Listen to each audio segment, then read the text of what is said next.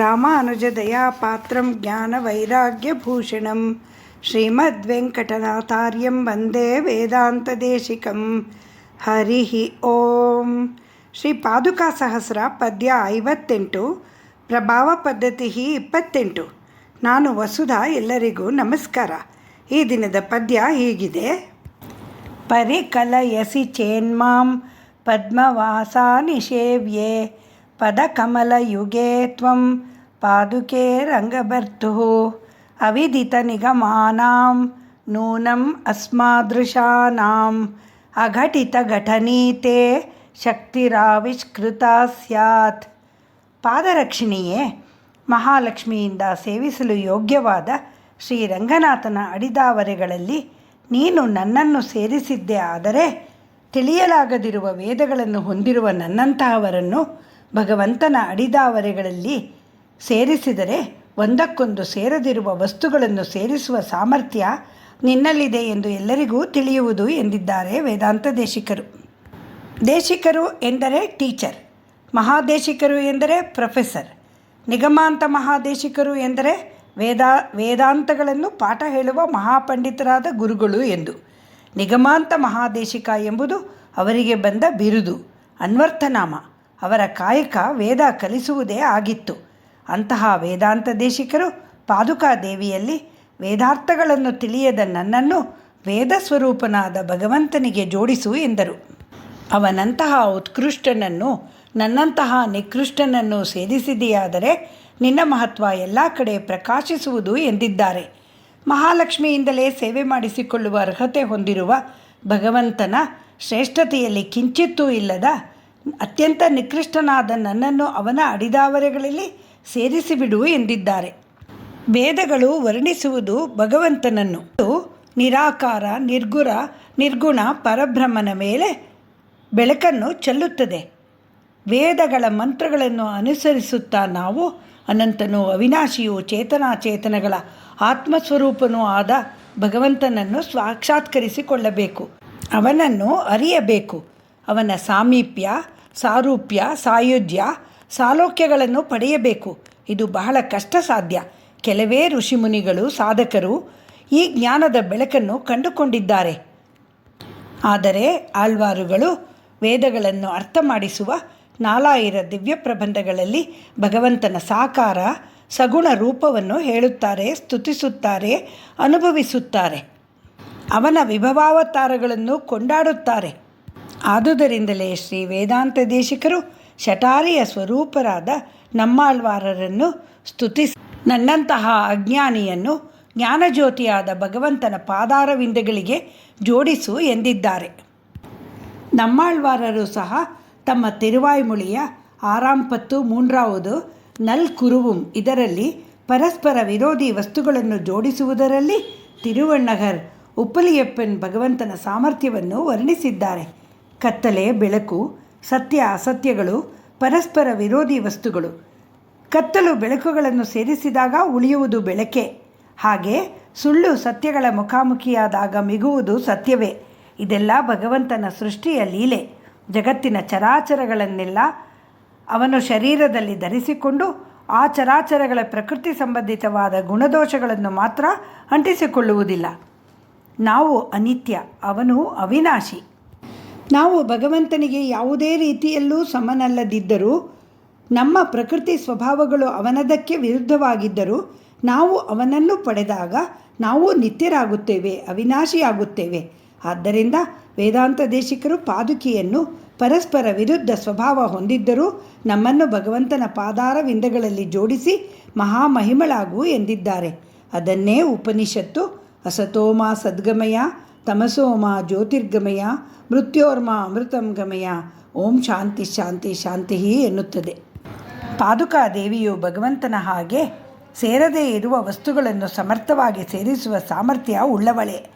ಶ್ರೀರಾಮನ ವನವಾಸಕ್ಕೆ ಕಾರಣಲಾದ ಕೈಕೇಯಿಯನ್ನು ಇಡೀ ಅಯೋಧ್ಯೆಯೇ ದ್ವೇಷಿಸುತ್ತಿತ್ತು. ಶ್ರೀರಾಮ ಬರದೇ ಇದ್ದು ವಿಧಿಯಿಲ್ಲದೆ ಭರತ ರಾಜ್ಯವಾಳಬೇಕಾಗಿ ಬಂದಿದ್ದರೆ ವಸಿಷ್ಠ, ಸುಮಂತ್ರ, ಗುಹ, ಭರದ್ವಾಜ, ಕೌಸಲ್ಯೆ, ಸುಮಿತ್ರೆ, ಅಷ್ಟೇ ಏಕೆ, ಭರತನು, ಇಡೀ ಅಯೋಧ್ಯೆಯ ಜನರು, ಕೋಸಲ ದೇಶದ ವಾಸಿಗಳು ಯಾರೂ ಕೈಕೇಯಿಯನ್ನು ಕ್ಷಮಿಸುತ್ತಿರಲಿಲ್ಲ. ಭರತನು ಸಿಂಹಾಸನವೇರಿದ್ದರೆ ಇಡೀ ಕೋಸಲ ದೇಶದಲ್ಲಿ ಅಲ್ಲೋಲ ಕಲ್ಲೋಲವಾಗಿ ಬಿಡುತ್ತಿತ್ತು. ಎಲ್ಲರೂ ಸಿಂಹಾಸನದ ವಿರುದ್ಧ ಕತ್ತಿ ಮಸೆಯುತ್ತಿದ್ದರು. ದೇಶದಲ್ಲಿ ಕ್ಷೋಭೆ ಉಂಟಾಗುತ್ತಿತ್ತು. ಎಲ್ಲರೂ ದ್ವೇಷ ಮರೆತು ಪ್ರೀತಿಯಿಂದ ಬದುಕುವಂತೆ ಮಾಡಿದವಳು ಪಾದುಕಾದೇವಿ. ತಾನು ರಾಮನ ಪ್ರತಿನಿಧಿಯಾಗಿ ಸಿಂಹಾಸನದಲ್ಲಿ ಕುಳಿತು ಎಲ್ಲರನ್ನೂ ಒಂದಾಗಿಸಿ ಅಘಟಿತ ಘಟನಾ ಸಾಮರ್ಥ್ಯವನ್ನು ತೋರಿದಳು. ಅದಕ್ಕೆ ಇನ್ನೊಂದು ಉದಾಹರಣೆ ಎಂದರೆ, ತಪ್ಪು ಮಾಡಿ ಸಾವಿರಾರು ವರ್ಷಗಳು ಪರಸ್ಪರ ವಿರುದ್ಧ ದಿಕ್ಕಿನಲ್ಲಿ ಪರಿತಪಿಸುತ್ತಿದ್ದ ಅಹಲ್ಯೆ ಗೌತಮರನ್ನು ಸೇರಿಸಿದವಳು ಪಾದುಕಾದೇವಿಯೇ. ವಿದ್ಯಾರಣ್ಯರು ವಿಜಯನಗರದ ಸಾಮ್ರಾಜ್ಯದಲ್ಲಿ ಅರಮನೆಯಲ್ಲಿ ಅತ್ಯುತ್ತಮ ಪದವಿ ನೀಡುತ್ತೇನೆಂದರೂ ಅದನ್ನು ತಿರಸ್ಕರಿಸಿ ವರದನ ರಂಗನಾಥನ ಪಾದಗಳ ಸೇವೆಯಲ್ಲೇ ಬದುಕಿದವರು ಶ್ರೀ ವೇದಾಂತ ದೇಶಿಕರು. ಜ್ಞಾನ, ಭಕ್ತಿ, ವೈರಾಗ್ಯಗಳ ಸಾಕಾರ ಮೂರ್ತಿಯಾಗಿದ್ದರು ಅವರು. ನಾವುಗಳಾದರೋ ಜ್ಞಾನವೂ ಸಿಗದೆ, ಭಕ್ತಿಯೂ ತಿಳಿಯದೆ, ಕರ್ಮಾನುಷ್ಠಾನವೂ ಇಲ್ಲದೆ ಎಡಬಿಡಂಗಿಗಳಾಗಿ ಸಂದೇಹಗಳ ಮಧ್ಯೆ ಒದ್ದಾಡುತ್ತಿದ್ದೇವೆ. ನಮ್ಮಂಥವರಿಗೆ ಶ್ರೀ ವೇದಾಂತ ದೇಶಿಕರ ಪಾದುಕಾ ಸಹಸ್ರದ ಪದ್ಯಗಳೇ ದಾರಿದೀಪವಾಗಲಿ, ಪಾದುಕಾ ದೇವಿಯು ನಮ್ಮಾಳ್ವಾರರು ನಮ್ಮನ್ನು ಅನುಗ್ರಹಿಸಲಿ ಎಂದೆನ್ನುತ್ತಾ ಒಂದು ಚಿಕ್ಕ ಕಥೆಯೊಂದಿಗೆ ಈ ಪದ್ಯದ ಅರ್ಥವನ್ನು ಇನ್ನೂ ಸ್ವಲ್ಪ ಸರಳವಾಗಿ ತಿಳಿಸುತ್ತೇನೆ. ಏನೂ ತಿಳಿಯದ, ಬದುಕಿನಲ್ಲಿ ಏನನ್ನೂ ಸಾಧಿಸದ, ಆದರೂ ಭಗವಂತನೊಂದಿಗೆ ಜೋಡಿಸಿಕೊಂಡ ಒಬ್ಬ ಅಮಾಯಕಳ ಕತೆ ಹೇಳುತ್ತೇನೆ ಕೇಳಿ. ಒಂದಾನೊಂದು ಕಾಲದಲ್ಲಿ ಒಂದು ಗ್ರಾಮವಿತ್ತು. ಅಲ್ಲೊಂದು ದೇವಸ್ಥಾನವಿತ್ತು.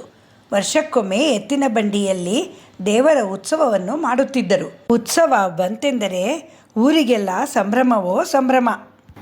ಎತ್ತುಗಳಿಗೂ ಬಂಡಿಗೂ ವಿಶೇಷ ಸಿಂಗಾರವಾಗುತ್ತಿತ್ತು. ದೇವರ ಮೂರ್ತಿಗಂತೂ ದೃಷ್ಟಿ ತೆಗೆಯುವಷ್ಟು, ಜನರ ಹೃದಯಗಳು ಆನಂದದಿಂದ ನಲಿಯುವಷ್ಟು ಅಲಂಕಾರವಾಗುತ್ತಿತ್ತು. ಈ ಘಟನೆ ನಡೆದ ವರ್ಷವೂ ಸಹ ಅರ್ಚಕರು ಅನೇಕ ದಿನಗಳು ಶ್ರಮಪಟ್ಟು ಬಹಳ ಶ್ರದ್ಧೆಯಿಂದ ಇಡೀ ಉತ್ಸವವನ್ನು ಬಹಳ ಚೆನ್ನಾಗಿ ನಡೆಸಿದರು. ಜನರು ಹೂವು, ಹಣ್ಣು, ಕಾಯಿ, ವಸ್ತ್ರ, ದುಡ್ಡು, ಕಾಸುಗಳನ್ನು ತಮ್ಮ ಶಕ್ತಿಗೆ ಮೀರಿ ತಂದುಕೊಟ್ಟರು. ಆ ದಿನ ಊರಿನ ಎಲ್ಲ ಬೀದಿಗಳಲ್ಲೂ ಉತ್ಸವ ನಡೆಯಿತು.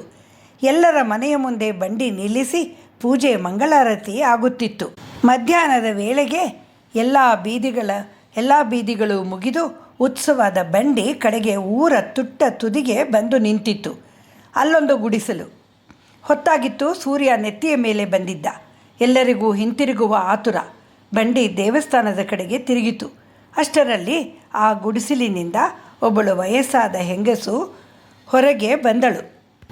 ಅವಳ ಕೈಯಲ್ಲಿ ಯಾವ ಪೂಜಾ ಸಾಮಗ್ರಿಗಳೂ ಇರಲಿಲ್ಲ. ಏಕೆಂದರೆ ಅವಳು ದಟ್ಟ ದರಿದ್ರಳಾಗಿದ್ದಳು. 1 ನಿಮಿಷ ನಿಲ್ಲಿ ಎಂದು ಕೇಳಿಕೊಂಡಳು. ಅರ್ಚಕರು ಬಂಡಿ ನಿಲ್ಲಿಸಲು ಹೇಳಿದರು. ಅವಳು ಒಳಗೆ ಹೋಗಿ ಹೊರಲಾರದೆ ಹೊತ್ತು ಒಂದು ಬಕೆಟ್ನಲ್ಲಿ ನೀರು ತಂದಳು. ಎತ್ತುಗಳ ಮುಂದೆ ಇಟ್ಟಳು. ಬಿಸಿಲಿನಲ್ಲಿ ಬಾಯಾರಿ ದಣಿದಿದ್ದ ಎತ್ತುಗಳ ಕಣ್ಣುಗಳಲ್ಲಿ ನೀರು ಸುರಿಯುತ್ತಿತ್ತು. ಎಲ್ಲರೂ ಭಗವಂತನ ದರ್ಶನ, ಪೂಜೆಯ ಸಂಭ್ರಮದಲ್ಲಿ ಇದ್ದುದರಿಂದ ಈ ಮೂಕಪ್ರಾಣಿಗಳ ಕಷ್ಟವನ್ನು ಯಾರೂ ಗಮನಿಸಿರಲಿಲ್ಲ. ಎತ್ತುಗಳು ನೀರಿಟ್ಟೊಡನೆ ಸೊರಸೊರನೆ ನೀರು ಕುಡಿದು ಮುಗಿಸಿದವು. ಕೃತಜ್ಞತೆಯಿಂದ ತಲೆಯನ್ನು ಅತ್ತಿಂದಿತ್ತ ಆಡಿಸಿದವು. ನೀರು ಕುಡಿದು ದಣಿವಾರಿಸಿಕೊಂಡ ಎತ್ತುಗಳು ಉತ್ಸಾಹದಿಂದ ಮುಂದೆ ಹೋದವು. ಅಷ್ಟಕ್ಕೂ ಅಜ್ಜಿಯ ಮನೆಯಲ್ಲಿ ಕೊಳಾಯಿ ಇರಲಿಲ್ಲ, ಬಾವಿಗಳೂ ಇರಲಿಲ್ಲ. ಆಕೆ ನೀರನ್ನು ಬಹಳ ದೂರದಿಂದ ತನಗಾಗಿ ತಂದಿಟ್ಟುಕೊಂಡಿದ್ದಳು. ಎತ್ತುಗಳ ಪರಿಸ್ಥಿತಿಯನ್ನು ನೋಡಿ ಕನಿಕರಪಟ್ಟು ಅವುಗಳಿಗೆ ನೀರು ತಂದು ಕುಡಿಸಿದ್ದಳು. ಧನ್ಯತಾ ಭಾವದಿಂದ ಭಗವಂತನಿಗೆ ಕೈಮುಗಿದಳು. ಉತ್ಸವ ಎಲ್ಲ ಚೆನ್ನಾಗಿ ಮುಗಿದಾಗ ಅರ್ಚಕರಿಗೆ ತಮ್ಮ ಸಾಧನೆಯ ಬಗ್ಗೆ ಹೆಮ್ಮೆ ಅನಿಸಿತ್ತು. ರಾತ್ರಿ ಕನಸಿನಲ್ಲಿ ಬಂದ ಭಗವಂತನನ್ನು ಒಂದು ಪ್ರಶ್ನೆ ಕೇಳಿದರು. ಭಗವಂತ, ಈ ದಿನದ ಸೇವೆಯನ್ನು ನೋಡಿದೀಯಾ? ನೀನು ಯಾರನ್ನೂ ಬಹಳವಾಗಿ ಮೆಚ್ಚಿಕೊಂಡೆ ಎಂದರು. ಅದಕ್ಕುತ್ತರವಾಗಿ ಭಗವಂತ ತನ್ನನ್ನು ಹೊಗಳುತ್ತಾನೆ ಎಂದು ತಿಳಿದಿದ್ದರು. ಆದರೆ ಭಗವಂತನು, ಅರ್ಚಕರೇ, ನನ್ನ ಉತ್ಸವಕ್ಕೆ ನೀವು ತುಂಬ ಶ್ರಮವಹಿಸಿದಿರಿ. ನಿಮ್ಮ ಪಾಂಡಿತ್ಯ, ಅಲಂಕಾರ, ಕಲೆಗಳನ್ನು ಜನ ಗುರುತಿಸಿದರು. ಆದರೆ ನನಗೆ ಮಾತ್ರ ಆ ಮುದುಕಿ ಎತ್ತುಗಳಿಗೆ ನೀರು ಕೊಟ್ಟಳಲ್ಲ, ಅವಳೇ ಇಷ್ಟವಾದಳು ಎಂದನು. ಮೂಕ ಜೀವಿಗಳ ಮೇಲಿನ ಅವಳ ಕಾರುಣ್ಯಕ್ಕೆ, ಅಂತಃಕರಣಕ್ಕೆ ನಾನು ಸೋತು ಹೋದೆನು ಎಂದನು. ನೀನು ಉತ್ಸವ ನಡೆಸಿ ಇಂತಹ ಜೀವವನ್ನು ನನಗೆ ತೋರಿಸಿಕೊಟ್ಟು ನನ್ನ ಹೃದಯಕ್ಕೆ ತಂಪೆರೆದಿದ್ದೀಯಾ, ಆನಂದವನ್ನು ಕೊಟ್ಟಿದ್ದೀಯಾ ಎಂದನು. ಮುಕ್ತಿಯನ್ನು ಪಡೆಯಲು ಭಕ್ತಿ ಪ್ರಪತ್ತಿಗಳೇ ಅತ್ಯಂತ ಶ್ರೇಷ್ಠ ಮಾರ್ಗಗಳು. ಅದರಲ್ಲೂ ಪ್ರಪತ್ತಿ ಭಕ್ತಿಗಿಂತ ಸುಲಭ ಮಾರ್ಗ. ಪ್ರಪತ್ತಿ ಎಂದರೆ ಶರಣಾಗತಿ. ಶರಣಾಗತಿಗೆ ಒಟ್ಟು 5 ಅಂಗಗಳು. ಅದರಲ್ಲಿ ಮೊದಲನೆಯದು ಆನುಕೂಲ್ಯಸ್ಯ ಸಂಕಲ್ಪಂ ಎಂದು. ಹಾಗೆಂದರೆ ಭಗವಂತನಿಗೆ ಇಷ್ಟವಾಗುವ ಹಾಗೆ ಬದುಕಬೇಕು ಎಂದು. ಕರುಣೆ, ದಯೆ ಭಗವಂತನಿಗೆ ಇಷ್ಟವಾದ ಗುಣಗಳು. ಒಬ್ಬ ಬಡವಿ ಅವಿದ್ಯಾವಂತೆ ಅದನ್ನು ಹೇಗೆ ತನ್ನ ಬದುಕಿನಲ್ಲಿ ಅಳವಡಿಸಿಕೊಂಡಳು ಎಂಬ ಕಥೆಯನ್ನು ಈ ದಿನ ನಿಮಗೆ ಹೇಳಿದ್ದೇನೆ. ಪಾದುಕಾದೇವಿಯಲ್ಲಿ ಶ್ರೀ ವೇದಾಂತ ದೇಶಿಕರ ಶರಣಾಗತಿಯೊಂದಿಗೆ ನಾವು ಸಹ ಶರಣಾಗತಿಯ ಮೊದಲ ಅಂಗವಾದ ಆನುಕೂಲ್ಯಸ್ಯ ಸಂಕಲ್ಪಂ ಎಂಬುದರ ಬಗ್ಗೆ ಒಂದು ಕಥೆಯನ್ನು ತಿಳಿದುಕೊಂಡಂತಾಯಿತು. ನಾವು ನಮ್ಮ ಜೀವನದಲ್ಲಿ ಕರುಣೆ, ದಯೆಗಳನ್ನು ಅಳವಡಿಸಿಕೊಳ್ಳೋಣ. ಶ್ರೀ ರಂಗಮಣಿ ಪಾದುಕಾಭ್ಯಾಂ ನಮಃ. ಶ್ರೀ ನಿಗಮಾಂತ ಮಹಾದೇಶಿಕಾಯ ನಮಃ.